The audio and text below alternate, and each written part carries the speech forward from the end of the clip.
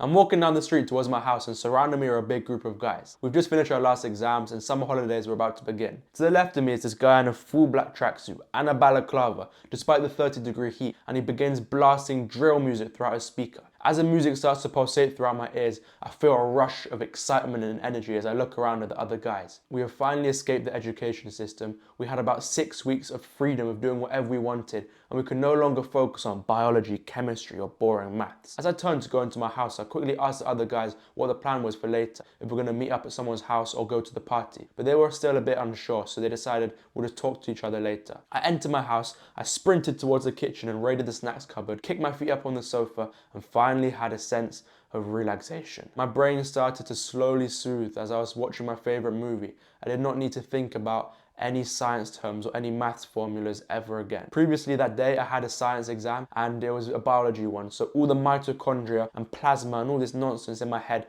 I could just finally let go of and just be for a bit instead of always focus on doing the work. About an hour into the movie I decided it was time to text the guys. So I opened up my phone on Snapchat, I texted a couple of them, but I got no response. So I decided I might as well text the group chat so I can get everyone's attention. I texted the group chat. Again, I got no response. So I decided this is not going to be another one of those situations because I've had so many times where I've tried to text my friends, they haven't replied, then I've missed out on the fun and everyone's been out partying and I've been sat at home playing video games. So I decided, okay, if I want to make this happen, I need to phone them. I phoned each and every one of them up.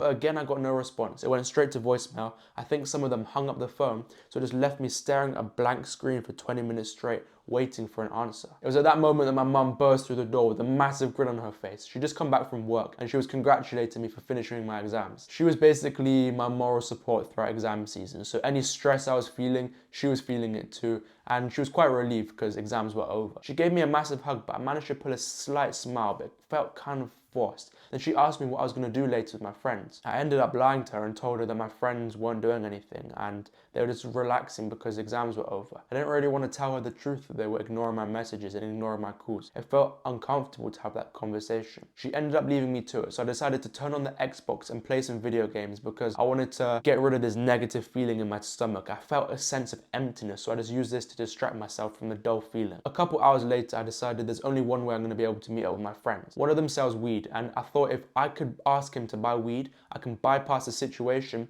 then I can actually hang out with them and then just tag along with them wherever they're going. It sounds sad, but that's what I did. So I texted him on Snapchat and 10 seconds later I got a response. I turned off the Xbox, ran upstairs, got into a nice outfit, said bye to my mum and zoomed out of the house on my scooter. As I approached the top of the park, I saw everybody at the bottom laid across two benches. I scooted down with the music that they were playing getting louder and louder as I approached them. I gave them all a fist pump when I greeted them, but they didn't really seem that happy to see me. They kind of had like a annoyed look on their face. They didn't even smile when they saw me. I gave the guy my money. He gave me my weed, then I sat down on the bench and tried to muster up a bit of a conversation with them. But it slowly fizzled down and then it kind of went silent a bit. They started to talk among themselves, but they didn't even care to include me in the conversation. They didn't ask me any questions. They were just talking amongst themselves for ages. Then I decided I need someone to smoke this weed with because I'd never smoked that much before by myself, so I was kind of a bit nervous. So I asked them if anyone wanted to smoke the joint with me, but they said we should all meet up later. We should go back to our houses and then we can smoke it together. So I thought that was a good idea because my mum's made food. I didn't want her to get annoyed because you know what mums are like when you miss out on dinner that she makes. So I went back home on my scooter, had dinner with my mum, but then I was sat on the sofa again 2 hours later, still waiting for them to reply. I phoned them again, but they didn't respond. So I decided just to give up on them. They clearly didn't want to see me. They clearly didn't want to meet up with me. I could tell by their faces when they saw me they didn't like me. So I just chucked my phone in the other room and I lost myself in video games for the rest of the night because I couldn't cope with the pain. I needed to do something to take my mind off it. I was playing video games and scrolling TikTok until about 1 a.m. in the morning, until my eyes became so crusty that I couldn't even keep them open. So I slumped off the sofa, carried myself upstairs and passed out on my bed at 1 a.m. in the morning, staring at the ceiling, thinking about all the fun everyone else in the school was having. The next day, after snoozing about 5 alarms, I woke up at 1 a.m. My mum had gone to work. It was only me and my older brother Keone in the house. So I got up out of my bed, I looked towards my wardrobe, and in the back of it, I had the joint from yesterday. I had wrapped it up in bubble wrap, foil, cling film, and put it in a jar just so my mum couldn't smell it. So I grabbed the joint from my wardrobe, I went downstairs and walked into the garden. Then I was sat there for the next 10 minutes smoking it. I didn't even enjoy it. I didn't even know why I was smoking it. It felt disgusting. I was coughing like an old man, choking on my saliva, about to throw up. Then my brother was there patting me on the back, telling me it's okay and trying to support me. I ended up wrapping up the joint again and flushing it down the toilet. Then I returned to the usual spot on the sofa and tried everything to deal with this lonely, empty feeling I had in my body. Loneliness is when you feel disconnected from any sort of meaningful relationship. You feel like people don't understand you and you often find yourself socially isolated. Even the most extroverted people can be lonely, even if they have a massive group of friends, but there's no meaningful connection. They're going to be lonely. And sorry to introverts in advance, but there's a clear difference between being alone and being lonely. But if you're always alone, this can significantly increase the chance of being lonely. I felt lonely back then because I barely saw my friends. I was quite socially isolated. And when I did see them, it felt like there was no deep connection there. It was quite surface level, like they didn't really care about me much. So in today's video, I'm going to help you battle this loneliness. I'm going to help you overcome it because it's a horrible feeling. I've felt it before and I don't want you guys to feel it. So we're going to go over some loneliness. Maybe I shouldn't make it a sword again. We're going to go over some loneliness facts. We're going to go over the loneliness spiral. This is like a framework which commonly happens. It definitely happened with me a lot, and it'll probably happen with you. We're going to go over how to find and make meaningful friends. So this is if you have friends already, or if you don't have friends, it's going to work for both of you. And we're going to go over another framework, the MF chair. This is basically the meaningful friends chair to help get meaningful friends. Then we're going to go over some mindset tips so I can encourage you to take action and combat this loneliness. So let's get into it. So there's this psychologist called Craig Haney. I think that's how you pronounce his name. And he assessed prisoners. So there's these prisoners that were in solitary confinement and there was these prisoners that were just in normal prison. So solitary confinement is when you can't see anyone, you're in a very, very small cell and you basically are socially isolated from everyone. The normal prison is you have the communities, you have your normal jobs, you're sharing a room with people, so you have lots of social connection. He found out that when these two sets of people were released back into society, into normal society, the people in solitary confinement found it so difficult to reintegrate, like to get back to normal. And then the other people find it very easy to reintegrate. So the people that were in solitary confinement, basically all their past relationships, it was so hard to bring them back to life because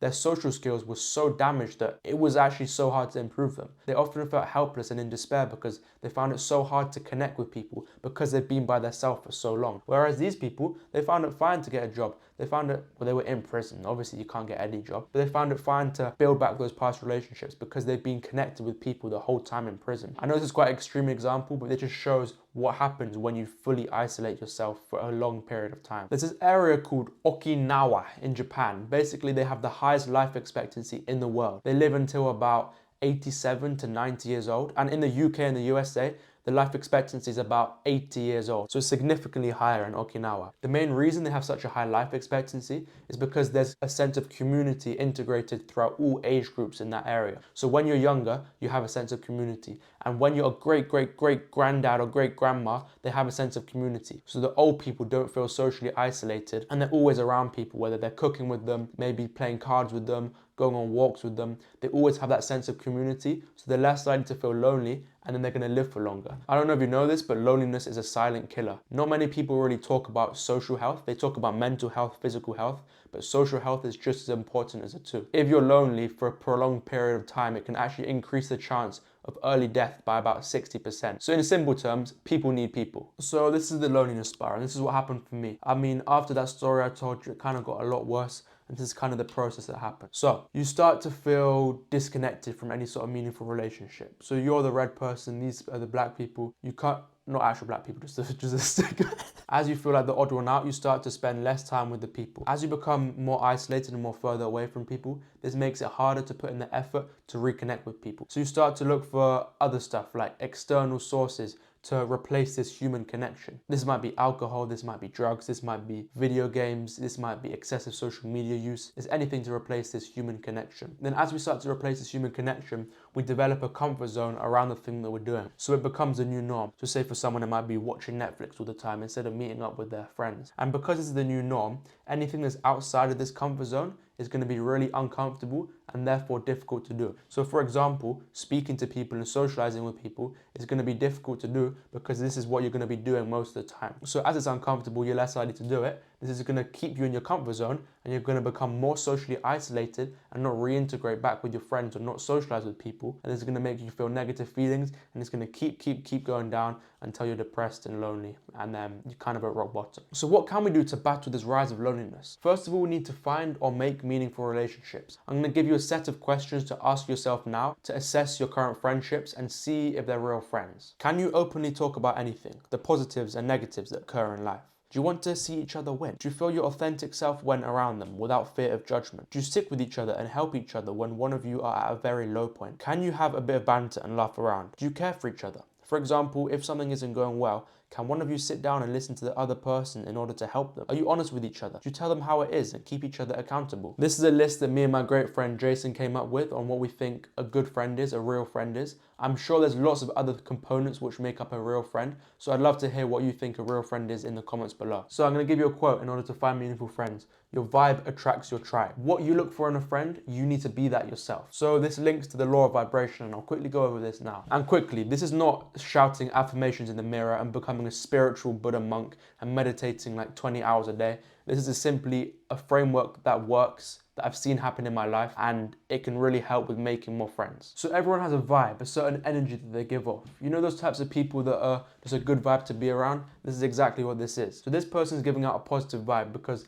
they're focusing on being kind, honest, and trustworthy. That's the vibe they're giving off. They're going to attract other people that are also kind, honest, and trustworthy. So say you're looking for a friend that is kind, honest, and trustworthy. If you actually become that first yourself, you're more likely to attract people that are on the same wavelength as you. This is what I mean by your vibe attracts your tribe. You need to be what you look for in a friend. This person is not going to be attracted to any of these people. They're giving off a negative vibe. They're always criticizing people, lying all the time, and they're always complaining about the weather. They're not a nice person. So this person's going to attract people that are giving off the same vibe as them, people that have a negative mindset. This person's not going to be attracted to this person because they're on different wavelengths. The positive wavelength is much higher than the negative wavelength. So this person here is looking for a kind, honest, and trustworthy friend, but they need to become that first. And when you're focused on having those qualities yourself first, because you're so focused on it, it's going to be easier to see that in other people. So you're more likely to connect with these types of people. Imagine that when you're focused on having these positive qualities, it creates a flashlight to shine really bright. That is a flashlight. Do not question my drawing. And when your flashlight is shining really bright, you're going to see other people with bright flashlights. This is basically an analogy to symbolize when you're a good person yourself, you're more likely to see other good people. Whereas if you're not focusing on having positive qualities and you're always criticizing people and complaining about stuff,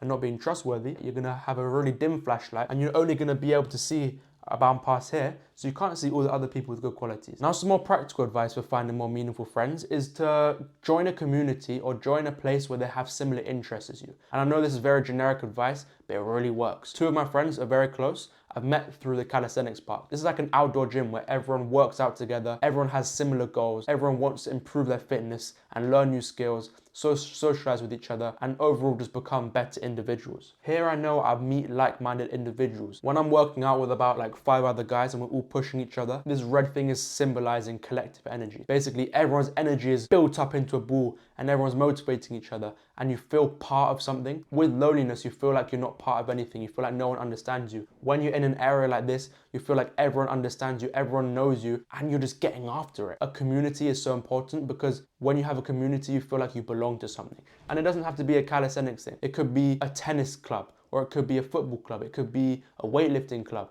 or it could be like a dance club. But I definitely recommend, if it is a club or a community, make it a fitness one, make it something to do with physical health, because you'll be improving your social, physical, and mental health all at the same time. Another way you can find meaningful friends is, it's quite easy, it's less actionable. It's basically, say you go to college or you go to school, you have a group of people there. You connect with them on day one, or like you connect with them one day, and each day as you see them, you build the relationship, and the relationship improves each time you see them. So maybe the first time you just say hey to them, and the next time you're playing table tennis with them, and the next time you're talking about some deep stuff, then it slowly improves that time. That's how I met my two friends, Sam and Jason, through college. We literally just built the relationship every time we saw them. We would see each other so often, we just get to know each other. But if there's one piece of advice I could give in terms of both of these situations, the community and the school or college or that type of thing, it would be always take initiative. Unless someone's already started the conversation with you, if you actually always take initiative, this means it's your responsibility to find those people, it's your responsibility to make those friends, and then you're much more likely to take action towards it. So say you can start a conversation with them or saying hi to them. Or another example of initiative is once you spoke to them, once you've seen them,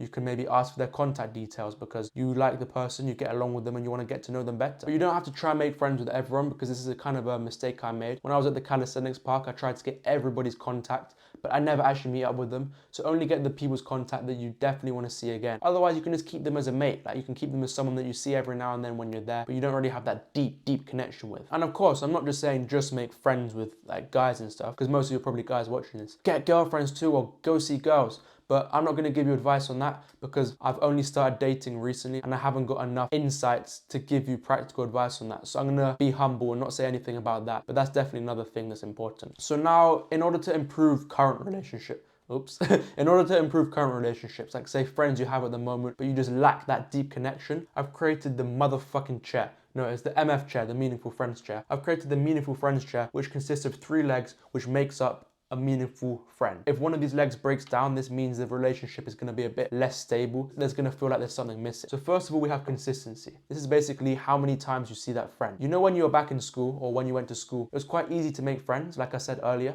because you're seeing that person so often. But when you see people less, you're going to build less of a connection with them. You're going to be able to trust them less because you don't really know what's going on in their life. So you're going to become less friends with them. Most of your friends you've got now, you're friends with them because you see them quite often. And when you see them less, the friendship slowly starts to deteriorate. And next off, we've got positivity. And this isn't just shouting inspirational quotes from Taylor Swift or the vegan spiritual Buddha monks, whatever. This is literally being a good person. And this can consist of a lot. This consists of motivating each other, inspiring each other, wanting to see each other do good, being appreciative for each other, showing gratitude, making each other laugh, making each other smile, making each other feel good. Because at the end of the day, no one wakes up in the morning and says, I'd like a friend that criticizes me, that doesn't make me smile and makes me feel like shit. No one says that. We want to have good people around us. But remember what I said earlier as well, your vibe attracts your tribe. If you want good people around you, make sure to be a good person first. Don't be a silly person. Sorry. And now we've got vulnerability. This is basically saying how you feel. And this doesn't mean you have to sob and cry on each other's shoulder. Of course, sometimes that's going to happen. But vulnerability is also talking about your dreams, talking about your ambitions, about your goals, literally about how you feel. It doesn't always have to be negative and soppy. It's basically getting into the deep stuff, getting into the below surface level stuff. So talking about what you want from the other person, or talking about like your current relationship with your girlfriend, or talking about a breakup you've gone through. Showing the real side of you, not just the surface level, showing the deep stuff. I'll guarantee you one thing. If one of your relationships with your friends right now isn't the best, it's because one of these 3 things is missing. Maybe it's because you don't motivate each other enough and you don't make each other laugh. Or maybe it's because you don't see them that often. Or maybe it's because you can't talk about the deep stuff, you just keep it on a surface level. So what I want you to do is assess your current friendships. This doesn't mean going out and making 10 new friends. Assess your current friendships. You'll be able to tell really quickly, see what's missing, and then take some action towards it. For example, with my brother, I'd say he's my friend as well. With my brother, I noticed the relationship was a little bit not positive. We were quite hard on each other sometimes. So then I went up to him and I said, Keone, I feel like we need to inspire each other more and motivate each other more,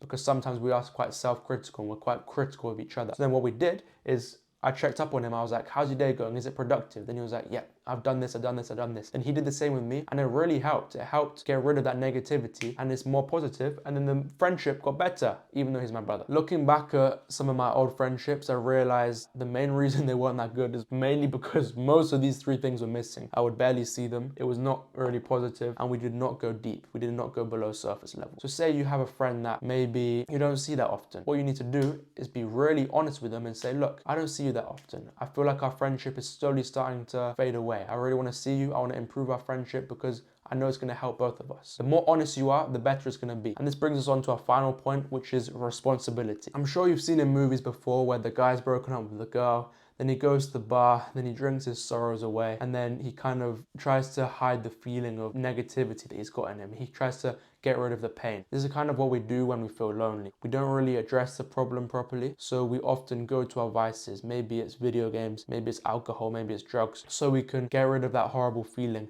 And what happens is we get rid of it for a bit, but it comes and haunts us in the future, and it's even worse. So if you're lonely, if you have no friends or you have no meaningful relationships, you need to be fully aware of it and be ready to tackle the problem. I know when you're lonely, it can feel like you need to do everything, you shouldn't reach out to anyone.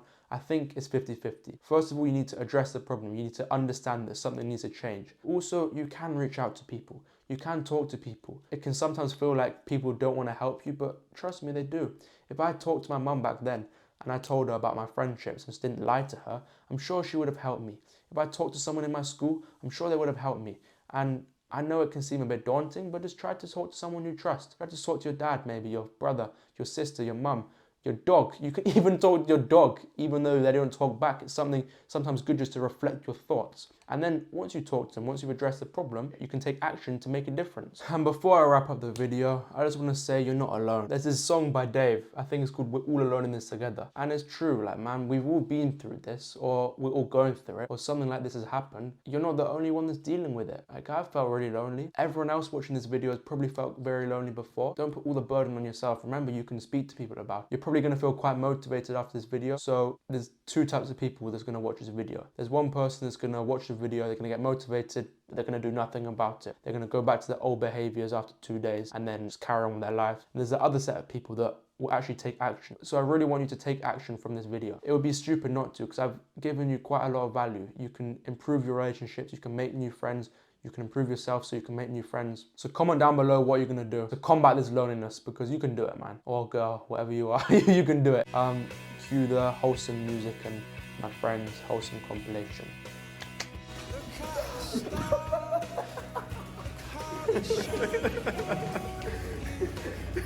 Yo. This is day one of turning my straight best friend gay.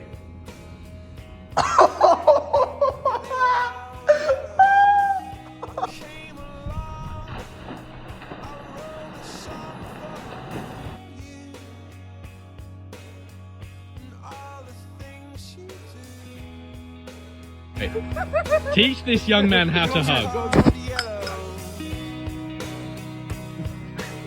Right. Stand still. Stand still. Go on. Now go in. Get that dap. Nice. There we go. Got it.